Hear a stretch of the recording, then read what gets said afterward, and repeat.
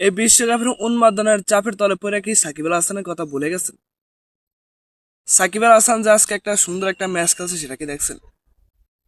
Batting এ কিন্তু হতাশা করছেন, বোলিং কিন্তু পুষে দিয়েছেন আমাদের সাকিব আল হাসান। এর আগের ম্যাচটাও দেখেছেন নাকি বিশ্বকাপ নিয়ে পড়ে আছেন? যারা সাকিবিয়ান, যারা সাকিবের ভক্ত, তারা কি খোঁজখবর নেন সাকিব আল হাসান কখন কোনটা ম্যাচ খেলেন, আজকে কি দুর্দান্ত খেলছেন সেটা কি মনে আছে? এবং ম্যাচটা হেরে গেছেন, একটা দুঃখজনক।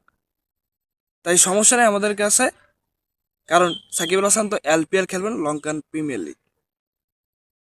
কালকে থেকে লঙ্কান প্রিমিয়ার লিগ শুরু, সেটার জন্য অপেক্ষা আছি। সেখানে বস ভালো খেলবেন, এটাই চাই।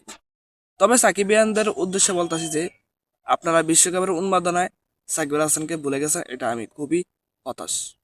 ফুটবল আসছে দেখে তাই আপনারা সাকিব আল হাসানের খেলা মিস করবেন? সাকিব আল হাসানকে আগে প্রাধান্য দেন, তারপরে ফুটবলের প্রতি প্রাধান্য দেন। ধন্যবাদ সবাইকে।